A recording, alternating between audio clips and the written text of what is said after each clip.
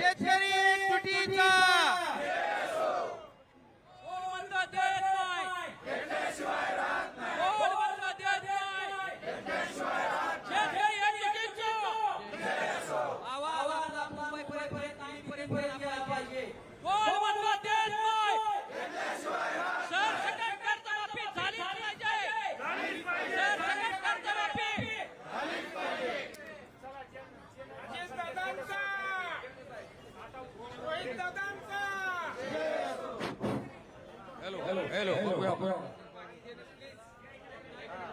Hello hello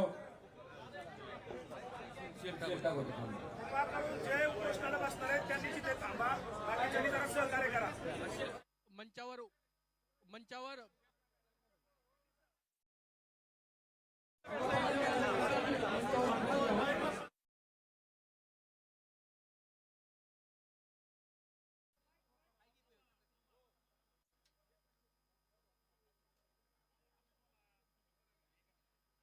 मंचावरील सर्व पदाधिकाऱ्यांना विनंती आहे की मंचाच्या खाली यावं. हॅलो, सर्वांना विनंती आहे कृपया खाली चला. हॅलो हॅलो, सर्वांना विनंती आहे पदाधिकारी चला. पदाधिकारी हो मामा चला. हो चला खाली चला. चला खाली चला. फक्त दादा आणि त्यांच्यासोबत लोक राहणार सर्वांनी खाली चला. चला सर्व पदाधिकारी शेतकरी सर्वांनी खाली चला. हॅलो, सर्व पदाधिकाऱ्यांना सूचना आहे, सर्व शेतकऱ्यांना सूचना आहे, आपण खाली चला. दादांचं आंदोलन चालू झालंय, कृपया सर्वांनी खाली चला. काही संघटना दादांना पाठिंबा देणार आहेत, त्यामुळे दादांना अडचण येते. इथं सर्व पदाधिकाऱ्यांना सूचना खाली चला. आपण खाली चला. काही संघटना दादाला पाठिंबा देतात. आता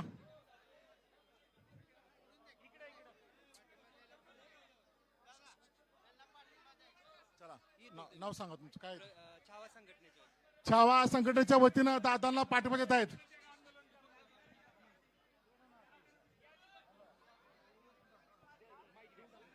जरा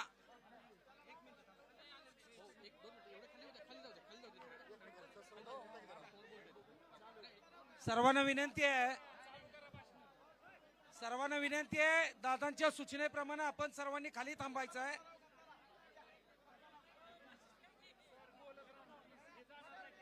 बोला ना, बोला. हॅलो, कृपया व्यासपीठावरती जे पदाधिकारी बसलेत त्यांना विनंती आहे, जे दादांसोबत अन्नत्याग आंदोलनाला सहभागी राहणार आहेत, पूर्ण वेळ बसणार आहेत, कृपया त्यांनी या ठिकाणी बसावं. आध्यात्मिक क्षेत्रातील वारकरी संघटनेतील काही पदाधिकारी या ठिकाणी आहेत आणि जे आहेत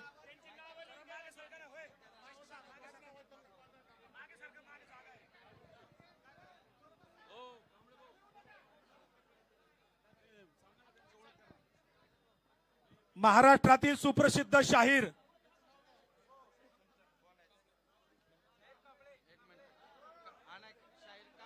राजेंद्र कांबळे, महाराष्ट्रातील सुप्रसिद्ध शाहीर चळवळीतले कार्यकर्ते राजेंद्र कांबळे यांचा शाहिरी इथं सादर होईल. शेतकरी हितासाठी, बळीराजासाठी ते इथं आपली शाहिरी साजरी करतील.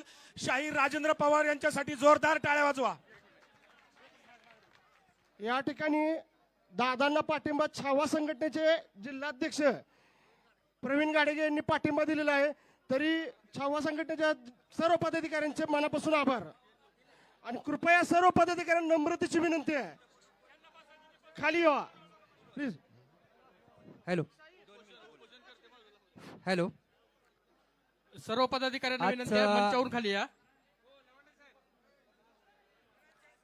आज आपल्या पंढरपूरच्या नगरीमध्ये ज्याला महाराष्ट्राची दक्षिण काशी म्हणून ओळखलं जातं, अशा ठिकाणी आपल्या शेतकऱ्यावर असल्या तळतळत्या उन्हामध्ये बसण्याची वेळ या नालायक सरकारनं आणलेली आहे. त्याचा पहिल्यांदा आपण जाहीर निषेध करतोय.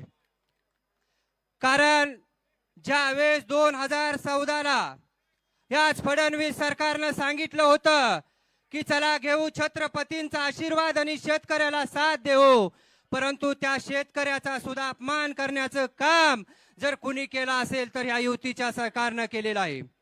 दादा, पालकमंत्र्याला आमच्या जिल्ह्याच्या सगळ्यात जास्त महत्वाचं काय असेल तर ही सोलापूर जिल्हा परिषद विधान परिषदेची लागलेली इलेक्शन.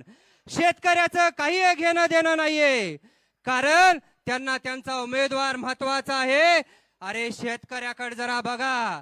आज माझा माय बाप शेतकरी हा तळतळत्या उन्हात राबतोय. राबल्यानंतर आम्ही कुठलं तरी पीक घेतोय.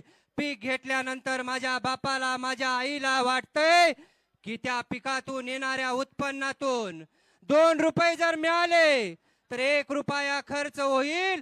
राहिलेला 1 रुपया त्यातलं 50 पैसे मला ज्या सावकाराकडून मी कर्ज घेतलेला आहे त्या सावकाराला देता येईल आणि राहिलेल्या 50 पैशामध्ये माझ्या मुलाला शिकवता येईल, माझ्या मुलीचं लग्न करता येईल.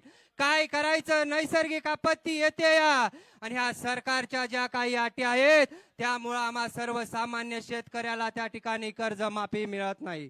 दादा तुमच्या सोबत आमची अखिल भारतीय छावा संघटना पूर्ण महाराष्ट्रामध्ये तुमच्या सोबत आहे. वेळ प्रसंगी आम्ही रस्त्यावरही उतरायला आहे, परंतु ह्या शेतकऱ्याला न्याय आता तुमच्या माध्यमातून मिळेल.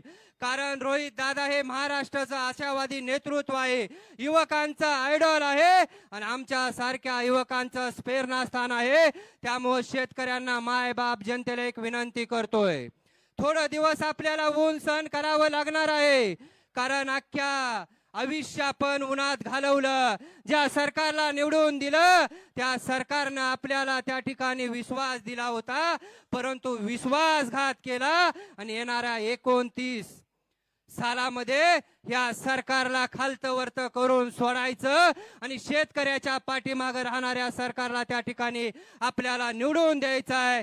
पुन्हा एकदा या ठिकाणी मला बोलण्याची संधी दिली. एका सर्वसामान्य कुटुंबातील व्यक्तीला या ठिकाणी बोल